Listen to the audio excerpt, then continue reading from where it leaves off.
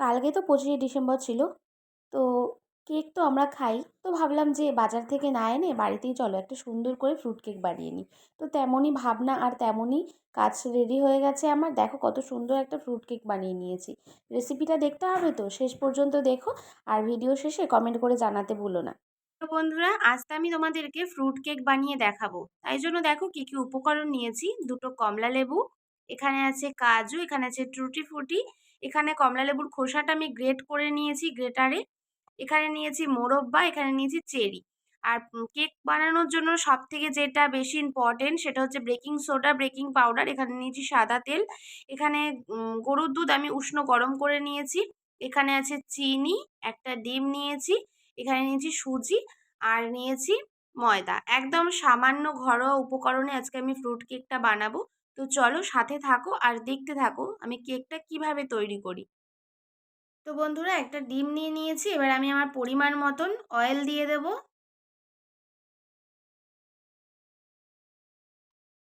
এবার দিয়ে দেবো এর মধ্যে চিনি।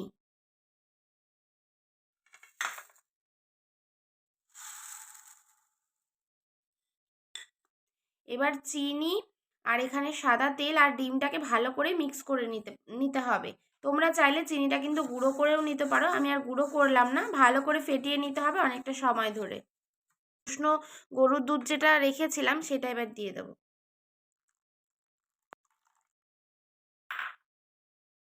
এবার এটা দিয়েও ভালো করে মিক্স করে নিতে হবে। তো বন্ধুরা, এবার আমি দিয়ে দেবো সুজি।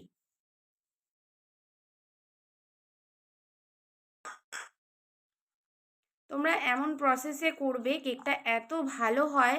শুধু গ্যাসে, আমি কিন্তু মাইক্রোওভেনে করব না, মাইক্রোওভেন ছাড়াই আমি গ্যাসেই কিন্তু তৈরি করব। এর আগেও বহুবার আমি কেক বানিয়েছি বাড়িতে আর দারুণ হয়েছে খেতে।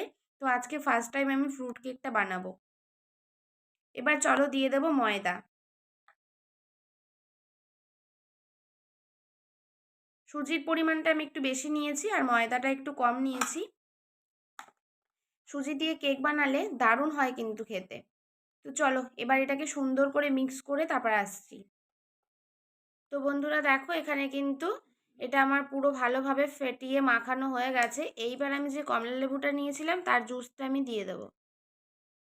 তোমরা যে ঘনত্বটা দেখতে পাচ্ছ, এই কমলা লেবু জুসটা দেওয়ার পর কিন্তু আর একটু পাতলা হয়ে যাবে ব্যাটারটা।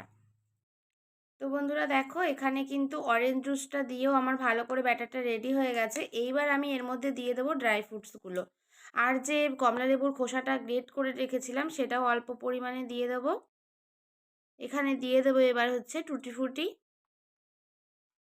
দিয়ে দেবো কাজু, একদম কুচো করে রেখেছিলাম সেটা দিয়ে দেবো, দিয়ে দেবো মোরব্বা, আর দিয়ে দেবো চেরিটাকেও আমি কিন্তু টুকরো টুকরো করে কেটে নিয়েছি। এবার চলো এটাকে ভালো করে মিক্স করে নিই।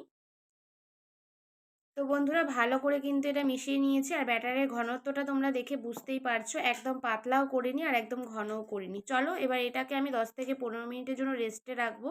আর ততক্ষণে আমি যেই পাত্রে কেকটা বানাবো সেই পাত্রটাকে রেডি করে নিই। বন্ধুরা, ব্যাটারটা রেডি হয়ে গেছে। আমি এর মধ্যে দিয়ে দেবো বেকিং সোডা আর বেকিং পাউডার।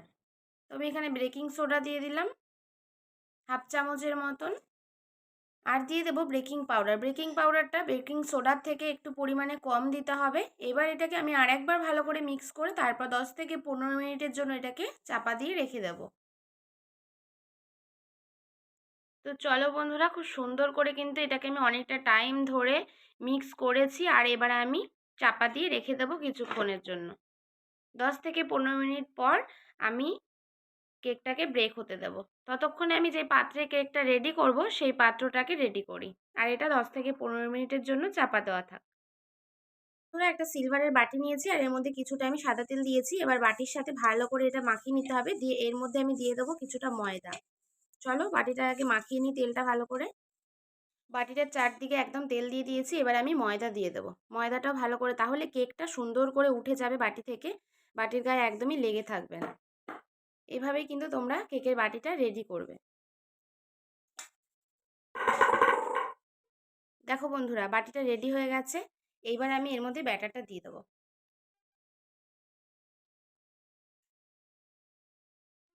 ব্যাটারটা দেখে বুঝতেই পারছো, একদম ঘন করিনি, একদম পাতলা করলে তো আরই হবে না। কেকের ব্যাটারটা কিন্তু পুরোটা বাটিতে দিয়ে দিয়েছি। এবার কেকটা যাতে আরও সুন্দর হয় দেখতে, ওই জন্য আমি একটু চেরি আর একটু কাজু দিয়ে ওপরটা সাজিয়ে দেবো।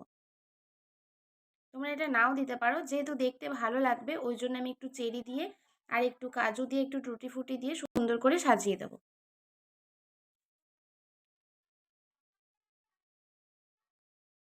দেখো তো বন্ধুরা, এবার কেকটা কতটা সুন্দর লাগছে দেখতে। এবার আমি ওপর থেকে কটা টুটি ফুটি ছড়িয়ে দেবো। আমরা যে জিনিসটা খাবো সেটা যদি দেখতে ভালো হয় তাহলে কিন্তু আরোই দেখতে সুন্দর লাগে, তাই না? দেখো কত সুন্দর লাগছে দেখতে। এবার কেকটাকে ব্রেক হতে দেবো 30 থেকে 35 মিনিটের জন্য।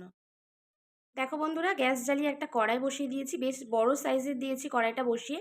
এবার কড়াইটা ভালো করে গরম হয়ে গেলে তারপর তোমরা এরকম একটা স্ট্যান্ড বসিয়ে দেবে।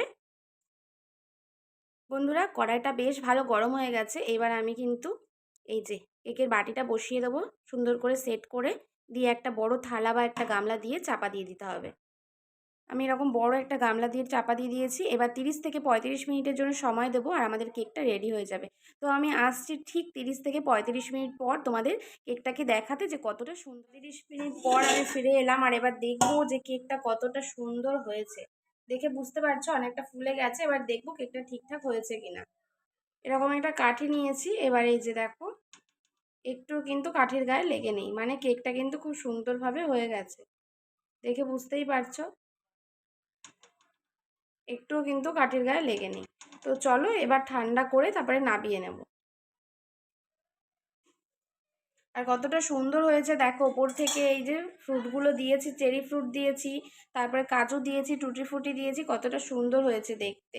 আর একদম নরম হয়েছে, কিন্তু ভীষণ গরম। তো চলো নামিয়ে তারপরে দেখাচ্ছি। দেখো বন্ধুরা, ময়দা দিয়েছি বলে খুব সুন্দর কিন্তু বাটির থেকে কেকটা উঠে গেছে। আর প্রচণ্ড কিন্তু গরম। দেখো কতটা সুন্দর হয়েছে কেকটা, তোমরাই দেখো। তো এই পদ্ধতিতে অবশ্যই একবার ট্রাই করো, খুব ভালো হয়। আর তোমাদেরকে বারবার মানে বলবোও না, তোমরা দেখে অলরেডি বুঝে গেছো কতটা সুন্দর হয়েছে। আর এই দেখো একদম নরম হয়েছে কিন্তু কেকটা, ভীষণ নরম স্পঞ্জি হয়েছে।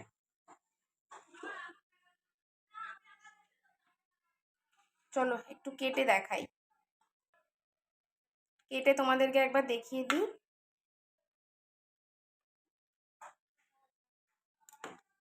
এত সুন্দর কেক হয় ঘরেই, তোমাদের আর মনে হবে না যে বাইরে থেকে আমরা কিনে কেক খাই। তো এই দেখো বুঝতে পারছো ভেতরটাও কিন্তু ফুলে একদম সফট নরম হয়েছে। আর পুরোটাই কিন্তু হয়ে গেছে খুব সুন্দর করে। তো চলো কেমন লাগলো কেকের ভিডিওটা জানাতে কিন্তু ভুলো না। আর ভালো লাগলে এইভাবে অবশ্যই একবার ট্রাই করো। চলো টাটা।